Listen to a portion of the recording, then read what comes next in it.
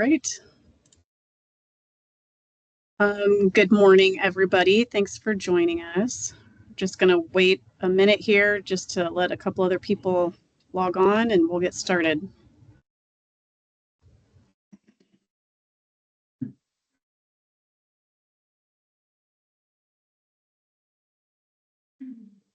Great. I think we can get started now. Welcome everyone to How to Successfully Write Proposals for the Federal Government. We had a great turnout today and we're really excited to exchange information and share ideas with you. My name's Heather Amick and I'm a senior accountant at Singerlewak. I've been working with companies who contract with the federal government for the past 6 years, and I'm currently serving as treasurer of the NCMA San Fernando Valley chapter. I'd like to introduce our panel with a mix of experts from the industry side, government side, and accounting perspective today. It's my pleasure to first introduce Bill Foster. He's the Director of Contracts at the NCMA, Southern California. He's a seasoned professional with over 30 years of experience with various departments of defense. Mr. Foster served 26 years in the USAF in various operational systems, research and development, and staff contracting positions. He has served in various leadership positions with the NCMA since 1996 and is currently a member of the San Fernando Valley chapter in North Los Angeles. He loves sharing his knowledge of government contracting, so we're very glad to have him today. Next is Sam Fuchs. Sam has over 15 years of experience in government contracting, both with the government and as a contractor. Sam holds an MA and MBA from the University of Cincinnati and a master's certificate in government contracting from George Washington University. She's a past president of the NCMA San Fernando Valley chapter, a certified federal contract manager, certified professional contract manager, and a graduate of NCMA's Contract Management Leadership Development Program. So welcome, Sam, today. Our third presenter is Andrea Roschke. She's a CPA and a partner of Singerlewak in the Business Solutions group. And she has many years of experience with accounting with government contractors as well. She's currently serving as the president of the San Fernando Valley chapter of NCMA, and Andrea is our moderator today. Next is Renee Meredith. She's the contracts manager at Rantec Microwave Systems. They're a small business manufacturer of navigational antennas sold to primes, subcontractors, primarily to the Department of Defense, MDA, and NATO. Renee is the president-elect and secretary of the San Fernando Valley NCMA. So welcome, Renee, also. Lastly, we have Kim Wall, CPA. She's also a partner in the Business Solutions group and has a specialty in accounting for government contracts. So next, I would kind of like to go over some housekeeping items. I want to remind everyone that this webinar is being recorded. So make sure that your microphone is muted. We don't want to accidentally pick up any background noise and distract people. If you have any questions or you're having any technical difficulties, please post it in the chat and we'll be monitoring the chat throughout the whole webinar. If you have any questions, you can also put those in the chat if it relates to what we're talking about. We'll address as many as we can and as time allows, of course.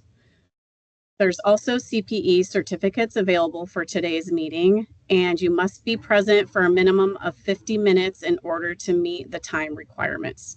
The certificates will be mailed to all participants who qualify. Finally, be sure to stay tuned until the very end because we're going to talk about further networking opportunities with everyone. So at this time, I'd like to hand it off to Andrea. Hi, everyone. Welcome. We're so excited to have such a great group with us today. We originally envisioned these webinars would be more of a roundtable sharing discussion, but it's great that we have so many attendees, but it makes it hard to have those more intimate conversations. So like Heather said, we'll get more into that at the end of the meeting when we talk about other opportunities.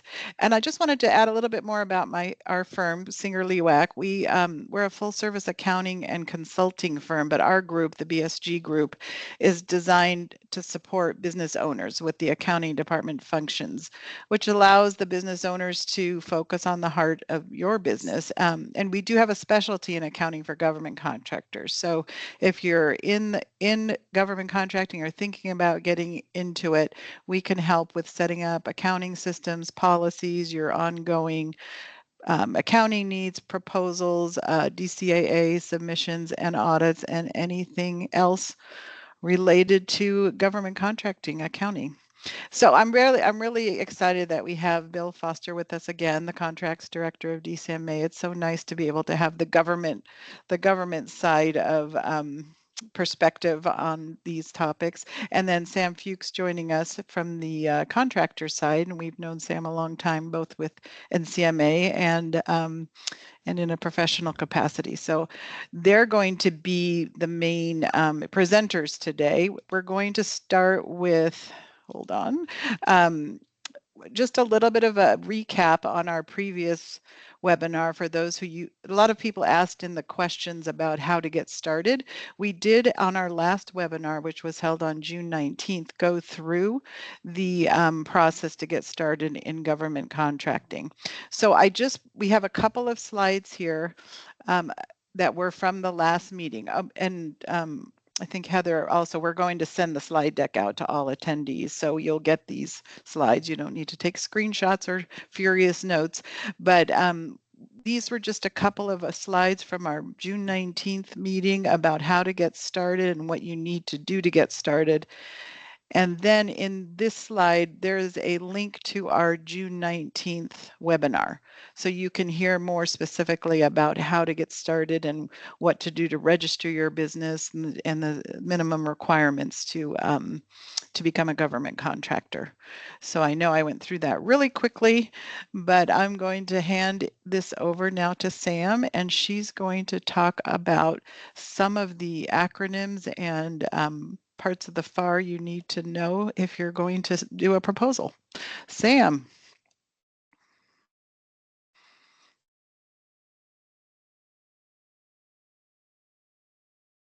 Oops, did we lose Sam? I wonder, I don't see her. Uh-oh. Okay, Bill, you might have to take it. Oh, okay, can you guys hear me? Yes. Yes. Hey, Sam, if you get your mic resolved, just jump in. Okay, we've got a hand up. Norma, go ahead and go off mute and you can ask your question.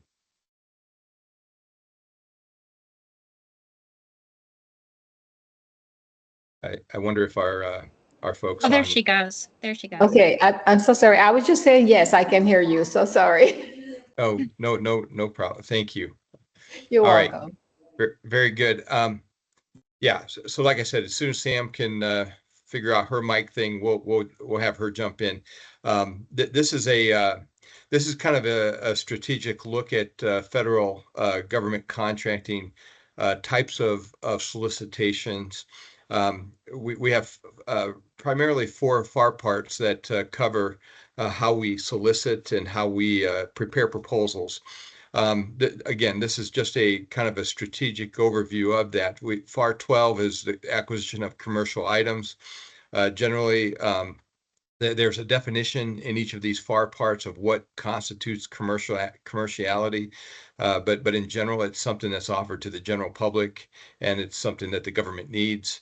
So we will often apply FAR Part 12 in acquiring commercial items. We have simplified acquisition procedures, which is a kind of a method to make our solicitations a little bit easier. We go out with a request for quote type process. It's a DD Form 1449. That quoting process, and we use distinct terms because in our craft, when you say quote, bid, proposal, those all have meanings and tie to a particular type of solicitation. So it's important for us to kind of use that vernacular so that when somebody says I'm bidding on something, they'll know that's FAR 14 sealed bidding. So RFQ for FAR 13 simplified acquisition. FAR 14 is our sealed bidding process, what we call invitation for bids, IFBs. We are generally looking for something that the government has a firm handle on technical requirements, and we know that a technical requirement is through our market research is available to the government, and often what we will do is just if we'll solicit based primarily with a primary factor of cost or price, and based on what your price is, that's how we determine whether or not your proposal will win. Again, the other element of that is it's got to technically meet the requirement that we put out in that IFB. And the last part here is FAR Part 15, contract by negotiation. This is probably the most complex type of solicitation and proposal generation that will occur from you all in industry. Listing here two key elements to that, Section L and Section M. We use the SF-33, which describes on the front, and these are all found on acquisition.gov, which we'll give you a link to later in the presentation. But Section L will give you those instructions, conditions, notices to how we want what we need to know from you, and how we want you as a business entity to respond to our RFP, which is the request for proposal. Section M, which is really important, and we're going to talk about this a little bit later, is the evaluation factors for award. I would spend a lot of time in this section if you're doing a FAR 15 RFP, because the evaluation factors are going to be how you want to align the emphasis of your proposal to the government. The things that are important to the government are going to be in this section, and those are the things that you want your technical solution to cater to. And as I said earlier, we call these proposals RFPs, and a request for proposal, and we will solicit that. We will again in Section L give you what we need. Often we'll put page restrictions in there, so you'll need to follow a certain page limitation, and then you'll prepare that. I know we're at kind of a strategic level. Put in the comments if you would like to have additional questions, or you're not understanding some of this, and maybe we can guide you, maybe not during this call today, but after the webinar is over. The last element here I want to just talk to briefly is the discussions piece. The discussions piece is unique to FAR 15. We don't generally have that in FAR 14. We could have it a little bit in FAR 13, but generally in the RFQ, that simplified acquisition is easy to understand a little, so we don't worry about that too much in there. But discussions in FAR 15 is an important element of this. Although discussions won't always happen, a lot of times those manifest in the form of evaluation notices, where there's something that we need you to describe, or there's something that is maybe deficient in your proposal. Maybe you just missed a certain thing, or there's a evidence of maybe not understanding what the solicitation was. So we have these discussions, negotiations, and part of what I just described is clarifications as well on your proposal. All right, let's. Okay, I think yes, So Sam. that's an Sam. excellent overview, Bill. What I just want to say Sam's is, here. yeah. So the question here is how do you know which thing it is that the solicitation is driving towards, right? How do you know if it's FAR Part 12, 13, 14, or 15? And really the key to that is looking at the clauses and provisions, particularly the provisions found in sections L and M that tell you, and well, throughout the document, you're looking for like the 52 or I'm sorry, yeah, 5212, 5213, 14, or 15. That'll give you the clue as to, are they looking for a quote? Are they looking for a bid? Again, both of those things, as Bill described, are firm requirements. Or are they looking for a proposal? Are they looking for you to come up with a unique solution, and to sort of describe that unique solution and how you meet or exceed the government's requirements? So look to your solicitation to figure out what it is that you're driving towards.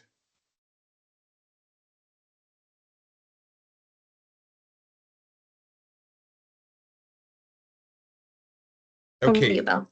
Yeah. Thanks, Sam.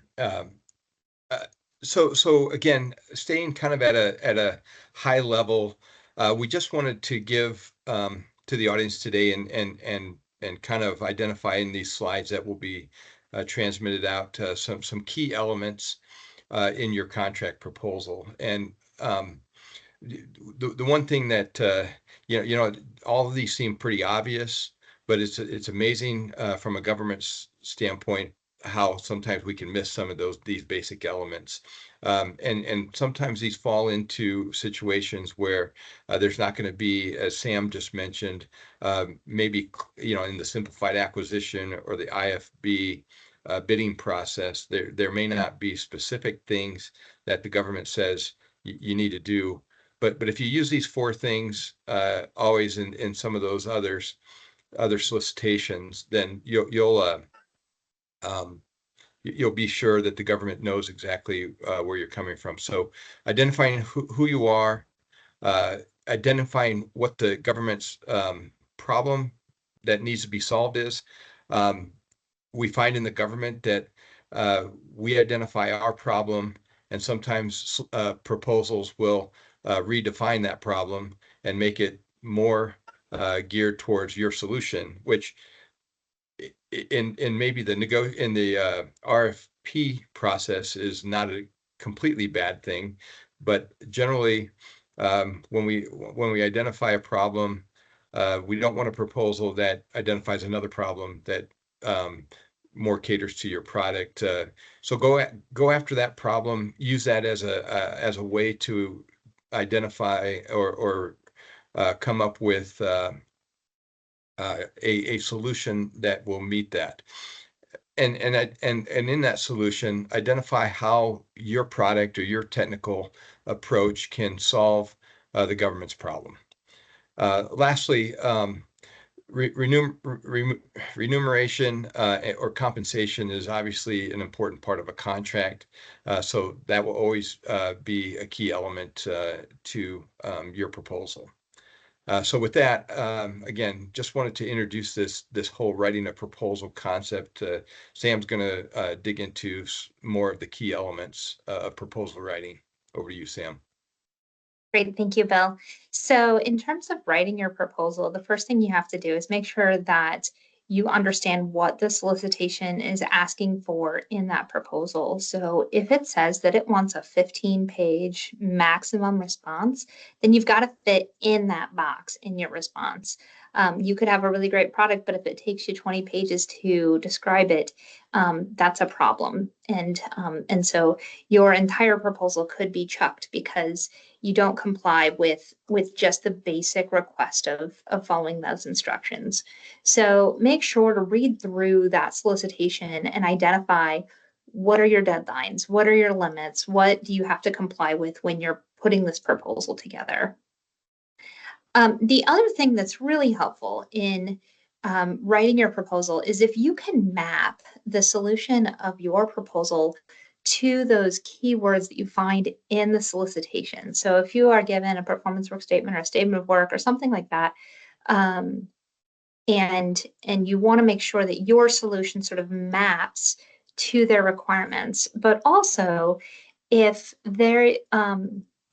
your instructions say that you need to have a technical volume and a cost volume, you better make sure to have a technical volume separate from a cost volume.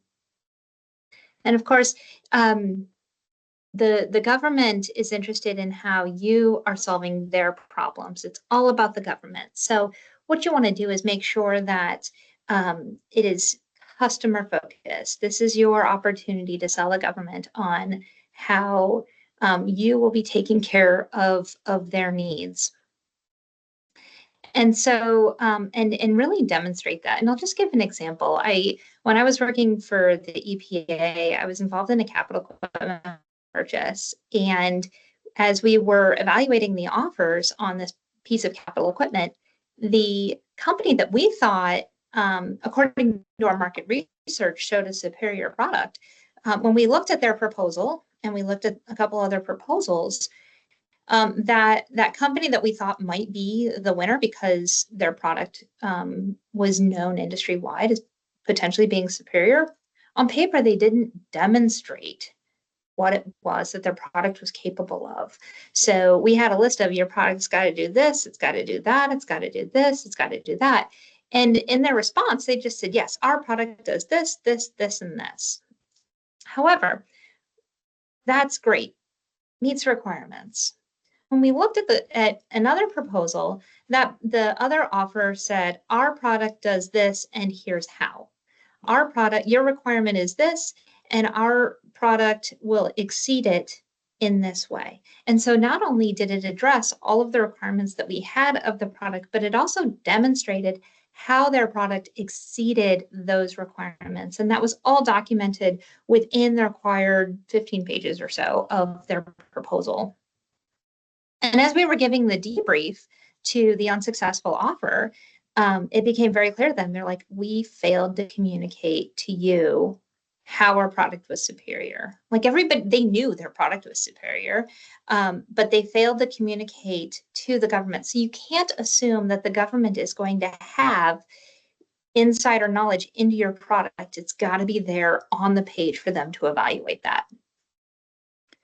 So let's go ahead and go to the next one. Great. So key elements in proposal writing. Now, there's a lot of words here on this page, and I want to simplify that because I am first and foremost a plain language advocate.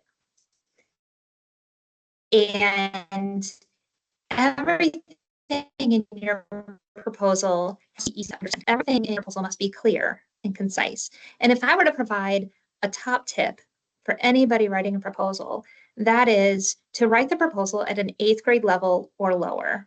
And it's not because the government is stupid. It's not that at all. The thing is that when you have complex sentences, big words, and you're trying to jam everything into a single sentence, the meaning of that sentence gets lost. It's harder to understand and comprehend very quickly as to what it is that you're trying to say. So my best piece of advice is state the facts, keep the words simple, keep your sentences short, and avoid these adverbs, right? So the simpler, the plainer, the cleaner your proposal is, the easier it is that your customer will be able to understand exactly how you are not only meeting but exceeding their expectations. So this includes, making sure that you avoid typos, bad grammar. You can have acronyms, and acronyms are a great way to shorten the length of your proposal. But you better be sure to identify what those acronyms are so that there's a reference so that you're not speaking a completely different language than your customer. So be concise, less is more. You can read the words here on the page, but if I were to give one piece of advice when writing that proposal, again, shoot for that 8th grade level or lower. How do you do that? Well, there's commercially available off-the-shelf items that will tell you what you're writing at, but there are also tools like something as silly as ChatGPT, right? Like, you could put a phrase into ChatGPT and say, what grade level am I writing at? And it'll tell you. Or if you need help, like rephrasing some things. Now, I wouldn't rely on ChatGPT to write your proposal for you. Please don't do that. That you will not be successful.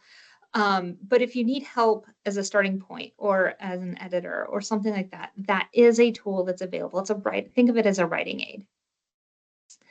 The other thing that I want to make sure that to get across here is alignment is key.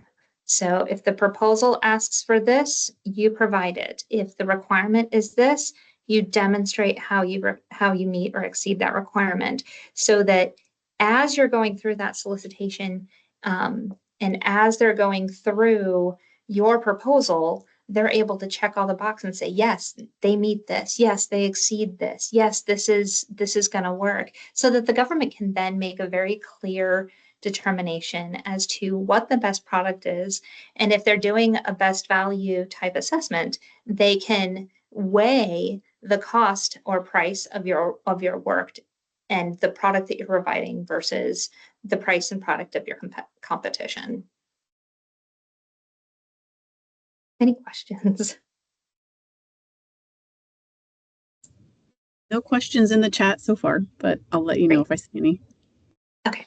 And I think Bill was then going to speak about how the government side will view the submission and with or without discussion, right, Bill? Yeah.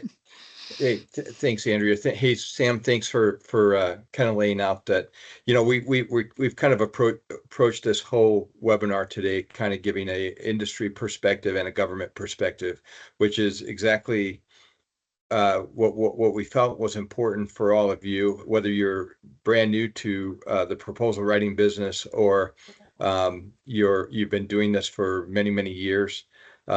Hopefully there's a couple of pieces of goodness in here, and we can certainly follow up any questions that you have, because we are giving you we have 1 hour to go through quite a bit of information, so we're going to probably just stay at the surface level. So I kind of want to start out from a government perspective, that we've got there's often a misconception that when you submit a proposal to the government, that you'll have an opportunity to revise that proposal. In most solicitations the government has, they always reserve the right to award a contract without discussion, which means that you need to really do your best job putting the best proposal forward on the first try. Go in, make that solution, or make your product aligned to the problem, as we discussed earlier, of the government. And don't assume that we're going to enter into those discussions, negotiations that we described on the front end of that RFP process. So I just want to kind of begin there, and then talk a little bit to some of the general factors that the government will almost always use in all of our solicitations. Obviously, cost and price. We're on the government side of this equation. We're stewards of the taxpayer dollars.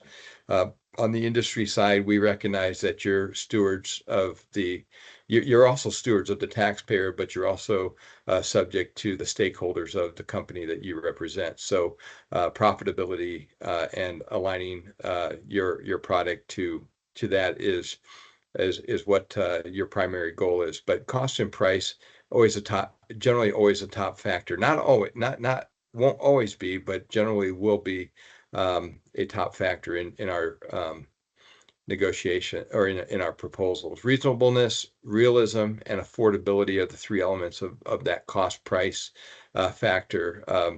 And again, I won't necessarily break down each one of those, but the reasonableness piece is lets us know that there's an element that you understand that we're looking at cost, cost from just the reasonableness, and you're not inflating your prices based on the fact that you're selling to the government. And realism is kind of a quirky term, but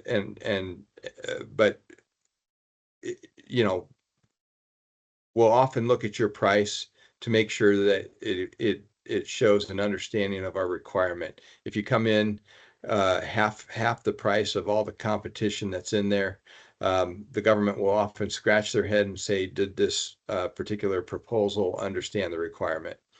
And then obviously we don't have unlimited money, so affordability is a factor as well. On the technical side of the house, these are the four factors that are generally sub-factors to technical approaches. do you have a management approach? Or do you have the management to manage this project to completion? Do you have the technical capability? Does your proposal describe a technical approach that's going to allow us to be successful in the contract? How do you plan on transitioning if you're coming in to the government and taking over a particular contract that belongs to somebody else? And then what we talked about in our last webcast, small business utilization. And this, I know a lot of folks on this call are small businesses, and this is where your bread and butter often comes as a sub to prime, because prime contracts always need to be reaching out to small businesses in every category: small disadvantaged businesses, veteran-owned businesses, women-owned businesses. We have designated field categories for all kinds of businesses approach, but that utilization plan will say, you know, we've gone out and we're going to subcontract out these pieces to small businesses, and we establish those goals. And if you want to know a little bit more about those goals, I think we put a little bit of that information in our last webcast. Past performance, lastly. So past performance on FAR 12, 13, and 15 are generally will always be part of those. On the sealed bidding process, we may use past performance and we may not, but if we do use past performance in the sealed bidding process, that will be a yes, no, go, no go factor, is what we call in the government. So you've either got adequate past performance to get this contract, or you don't. And if you don't have any, then generally that factor will be neutralized and will not be considered. So you'll still be evaluated just for the cost and your technical approach. Performance on past contracts is part of this past performance. The relevant and recent performance. Relevant is we want to see that you've performed on something similar to what your approach is to the problem at hand. The recency, generally we put a performance that's occurred in the last 5 years, but that can change a little bit based on the technical requirement the government has, because sometimes we don't procure things for 10 years. So it's hard for you to show maybe past performance inside that 5-year window, but we do want recent performance as well. And then the performance confidence assessment is what the government will assess your proposal, meaning what based on your performance as a company, and often codified in our contractor performance assessment ratings, CPARs. We will assess whether or not we believe that your proposal will result in successful performance of the contract. All right, we can go to the next chart. Okay, I think we have, there's a couple couple questions, that are coming in. Oh, okay. So I'm going to just read a couple of those. We have one from Cheryl Ford. She said, many people are using, this is kind of back to what Sam was talking about. So sorry, we're going back just a little bit. Many people are using chat, and it's becoming more difficult to show differentiation, as literally anyone can tell a better story. What are your thoughts on how to stand out? I don't know if Sam's frozen there.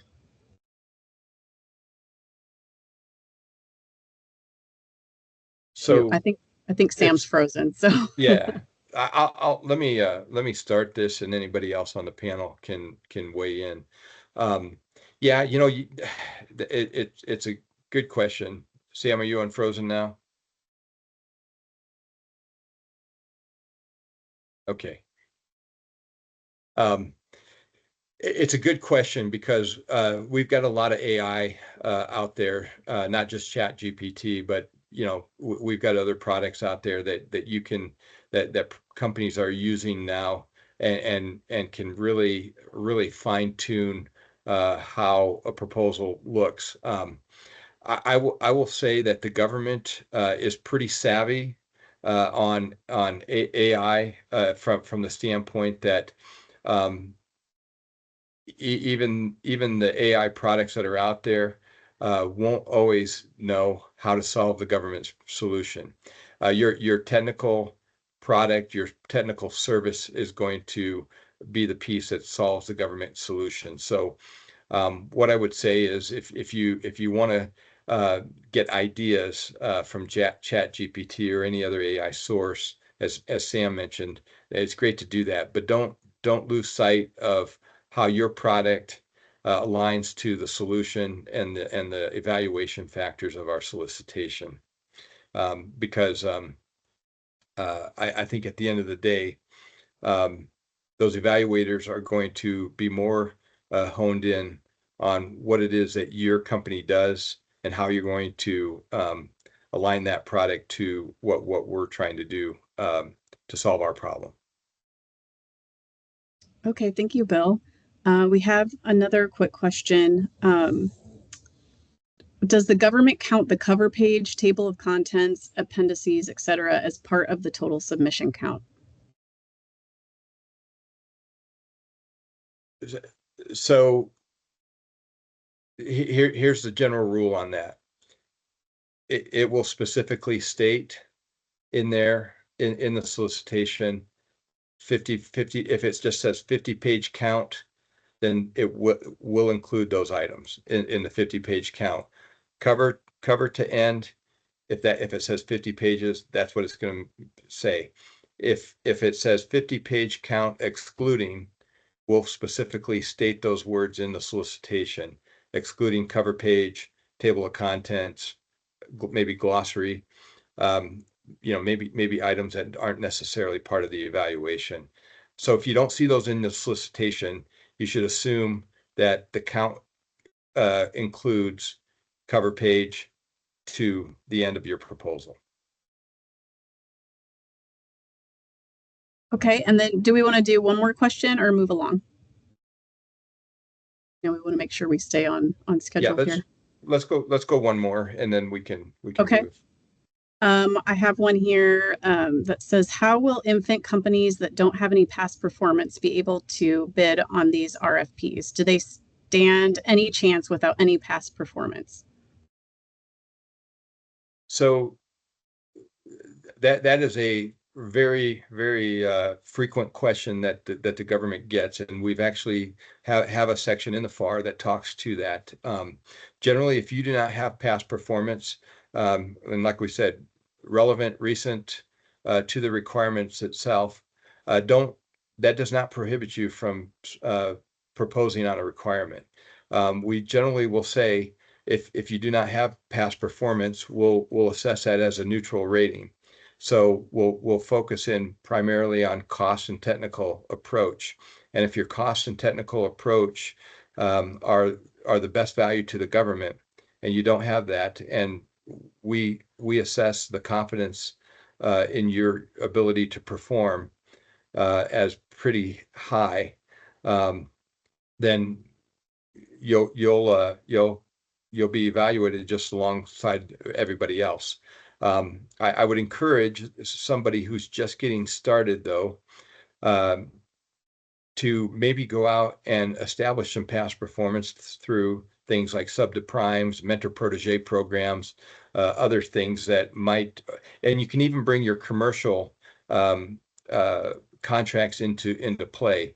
If you're going for a $10 million contract and you've never done business with the government, there's going to have to be some sort of evaluation of not just your past performance, but your capability to perform. Do you have all those elements of FAR Part 9, which are the responsibility determination? Do you have the financial? Do you have the management? Do you have the capacity within a factory space or within the skill sets for a certain service? So if you believe that that's true for you, but you've never performed on a government contract and you don't have a ton of commercial to back it up, then put the proposal in. That would be my advice. Okay, I think we're going to move on. And one of the questions, and many of the questions we got ahead of time, was about putting together is there a template to use? And one of the things when we went through the slides together with the panel that Sam wanted to make sure everybody understood is that you have to see the solicitation for specific instructions because no two are alike. And so in order to satisfy the requirements and get the bid to be reviewed with seriousness, you have to make sure you're covering what they're asking for in the solicitation. But in general, this slide talks about what some common proposal elements are in a proposal submission. So we have a cover page and cover letter, a company background, a scope of the work, pricing, and then the terms and conditions. And the form, is the form 1449 required to be attached, or is that going to be in the solicitation as well, Bill?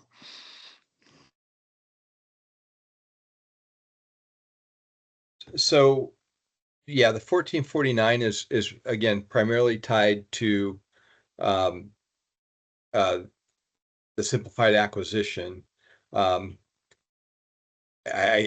guess it could be tied to FAR 15 as well, but this is that piece where if you get a 1449, then that's going to be the solicitation and the contract award.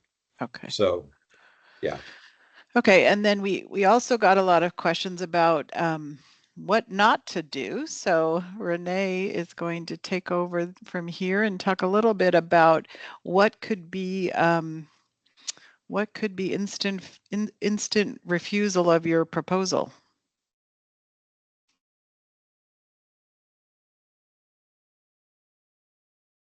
Sorry, everyone, I was on mute. Thank you. So I first want to just say, overall, before getting started, you want to make sure that you have the resources to support the requirement and that the requirement aligns with your business strategic and technical goals. Once you've decided that you want to pursue this, it's very important that you thoroughly read through the RFP and that you meet all the requirements. For example, you want to make sure you may have cybersecurity requirements. If you're manufacturing an item, there may be J standard soldering requirements. So you just want to make sure that you can meet everything before you win the project. Number two, submit complete and accurate information. I can tell you what I do is I, prepare my quote, my response. I have cost estimating, verify all the prices, make sure everything's in line. I don't have any typos. I get with the PM, make sure that the timeline, that I've put in the quote and the terms is, all accurate. So it's just good to have a separate pair of eyes looking at that. Also, as far as compliance issues, just make sure that you strict compliance. You want to make sure that you can be compliant, because if you win the job and you're not compliant, your bid could be rejected if you're not putting that in.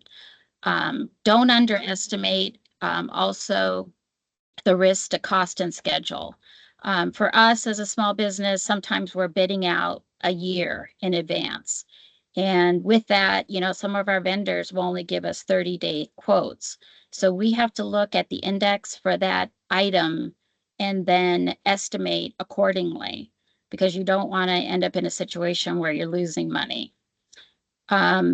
The lack of clarity and organization. You just need to make sure that everything is organized back to what Sam was saying, about, just being clear, and that it's somebody can take it and look at it clearly and just know what you're trying to communicate quickly. Number 6, make sure you're highlighting your unique value. We've covered that. You may do that on a separate sheet of paper, but just make sure somewhere in that quote that you're clearly articulating those strengths that you want the government to consider. And then 7 kind of ties in with what we just covered. Again, I always think it's good to have another pair of eyes looking at your submission, because sometimes you'll read something several times and you just don't catch it. But if you have somebody else looking, I think that just helps. So I think that's about it. Thank you.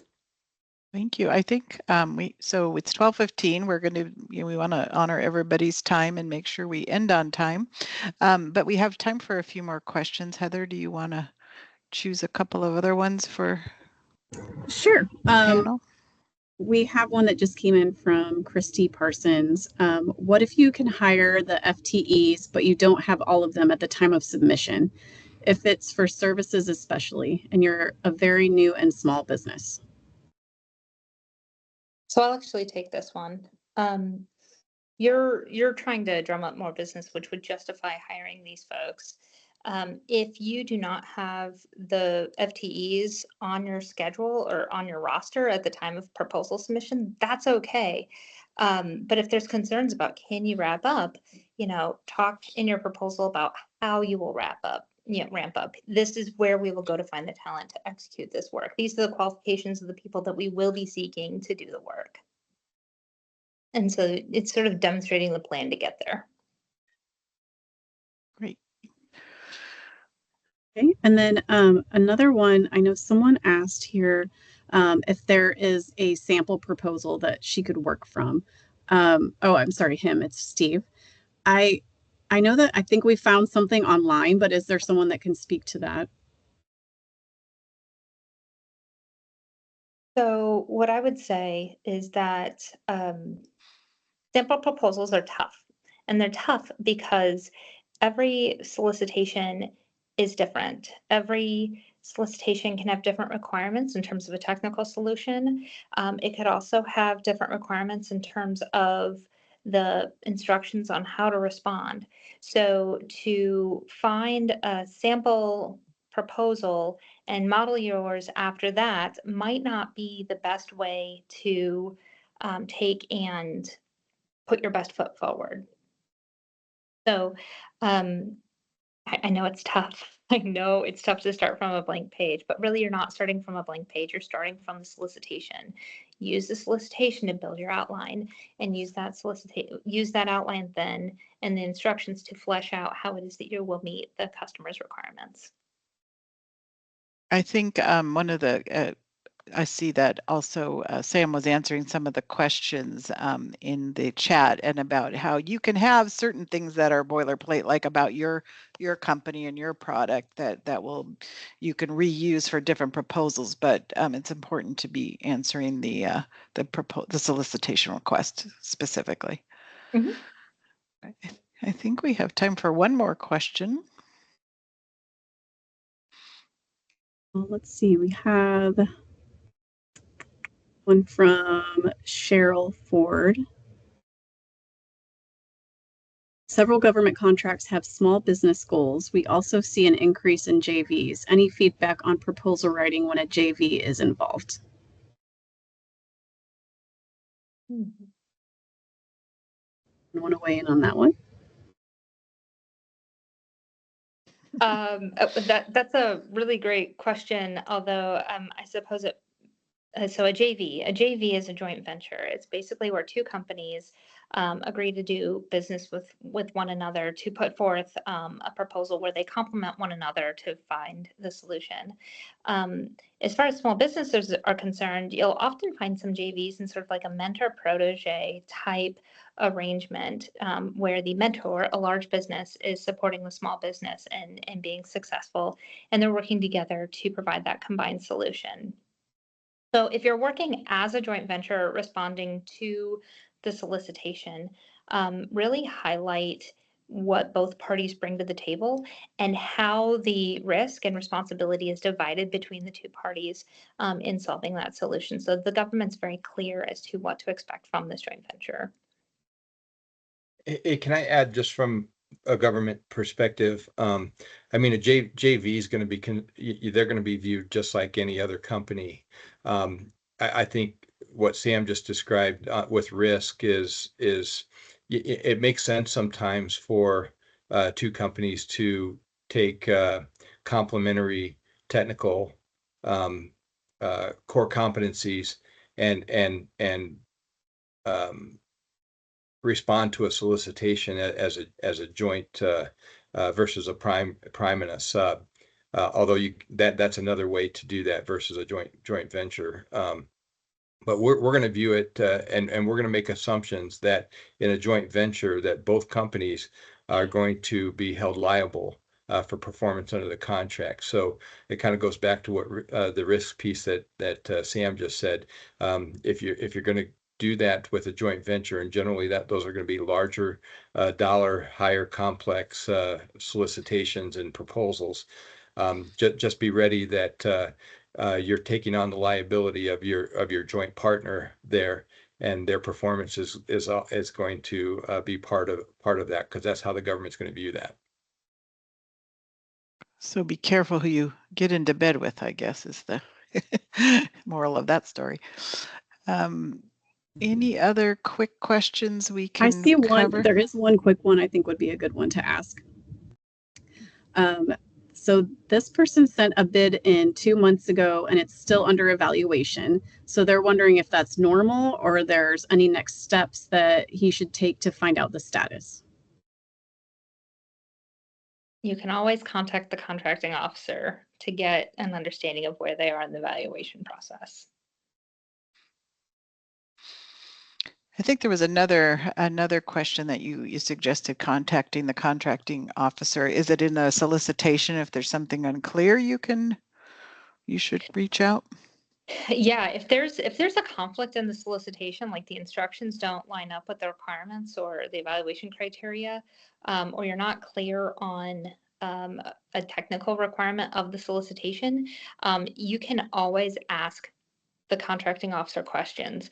Just know that if they respond, they will not just respond to you, they will post the response to that question publicly for all of the offerers to see that clarification. Sometimes that will result in revised documents. So please keep an eye on those amendments to the solicitation so that you can ensure that your proposal complies with that.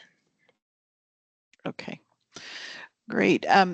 We're coming up on the end of our time, but we do have a few useful links that will be in the slide deck. Some suggestions about how to write proposals. There's an adequacy checklist. The DCAA provides a checklist, also elements of an adequate proposal. And we've always found the DCAA manual very useful. There's an information for contractors that provides all kinds of information that might be helpful. Further resources, I think Sam and Bill are going to pipe in about how joining NCMA might be useful for you that are in government contracting if you're not already members.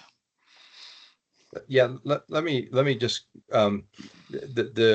this free webinar today is under the umbrella of NCMA, so we appreciate everybody coming into this, and hopefully you know a little bit about NCMA. But if you don't, we're going to have a link there wherever you're at in the country.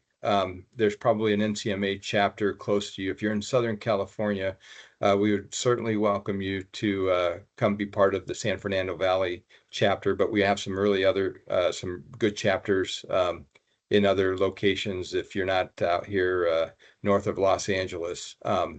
But you know, it is absolutely a great way.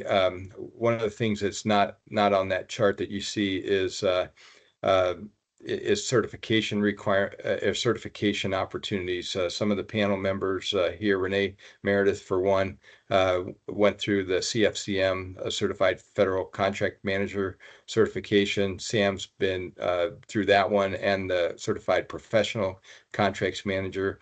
NCMA as a credible source has shown that these certifications to a potential employer are worth money. Exactly what those are. I know as a hiring official, I often will view those individuals in a little bit higher state if they've got a certification from NCMA on their resume. But there's just a ton of things that this organization brings, and again, we don't have a ton of time to unpack that, but go check out the website, see the happenings, see ways that you can take some of the information from NCMA and bring it back to your organization as it pertains to what our topic today and even what we're going to be talking about in the future. I appreciate the fact that we still have 111 people on the phone or on the webcast. That means that you guys went past your 50 minutes and you're still interested in hearing us talk. And that's always a good sign. It means there's folks interested out there. But no, we do appreciate everybody that's been on today. So Andrea, Sam, I don't know if you have anything else, but I'll turn it over. Yeah, I'll just add to NCMA membership gives you a magazine that comes delivered directly to your home every month with fantastic articles that are written about contracts. You can access all of the articles that have ever been written on that contract management magazine. You've got the local chapter and events, which is a great way to network locally. There is also an online message board called Collaborates on NCMA's website, which allows you to look at questions that have been asked and answered in the past, but also ask your particular question, like where can I go to find X, or can somebody help me understand what this means? And the contracting community is fabulous at providing insight and resources and tools and discussion on this. There's more than one DCT chapter, Dana. So Tyson's Corner is just one of them. I'm blanking on some of the others. So the NCMA website can help you drive which chapter to become a member of. Bill talked about the certifications. There's 3 or 4 different certifications that they now offer. They're all ANSI accredited. They also have the contract management standard, which is one of those links here that helps provide a dictionary or lexicon for what words mean, so that we can all get on the same page when we're talking about bids, proposals, solicitations, quotes, et cetera, et cetera. They also have annual salary reports, career centers. You can go to them to hire your next contract manager for your organization, or you can go there to find your next position. Yeah, it's a great organization. We all met through NCMA, and I've been a member for many years, and we're going to be having some local in-person events if you're in SoCal, so we hope to see some of you. And there is a survey that I believe, is that a survey that Lorianne put in the chat that we would like to you to fill out if you don't mind. We will be sending out some follow-up emails. One thing I want to add before Heather closes our meeting is that if you're interested, we're going to, because this has grown and we're so happy it's grown to such a large number, we're going to be doing some smaller groups like pods, 8 to 10 people, and we're going to match them up with a specific question. So if you're just getting started and you want to talk with other people who are just getting started and have one of the panelists join you, there would be a pod about that. If you're writing a proposal and had some questions, or if you have an audit going on, whatever your specific question is, if you're interested in joining a smaller group discussion like that, where it will be able to be a roundtable, we're going to be putting some of those together in the next couple of months. And Heather's email is on the screen now. She will be gathering that information and put you in the appropriate pod. We have a limited number of openings for those, so please email Heather if you'd like to hear more about that. And with that, Heather was going to close our meeting. All right, yeah, we're right on the dot. So thank you all so much for your time and for joining us today. I hope you got a lot of good information out of this session. It seems like we've got some good feedback in the chat, so people seem to be happy. We're going to be sending out an email in the next week. I've been telling some of you in the chat, and in the email, we'll have a copy of the PowerPoint presentation, a link to the recording of this webinar. And I think I'll include actually the PowerPoint from our last presentation as well, because that would be helpful. Anyone that met the requirements for the CPE certificate, they'll also receive that via email. And we're planning on having our next meeting in October. We don't have the date yet, but more information to come, of course. We'll send out emails to notify all of you when our next webinar is going to be in October. So I think that is it for today. Thanks again, everybody. We look forward to seeing you next time. And of course, as Andrea said, you can email me and I'll be putting the pods together. So And thank you to our panelists, experts. Thank you so much. thank you very much. All right. Bye, everybody. Have a good day. Bye.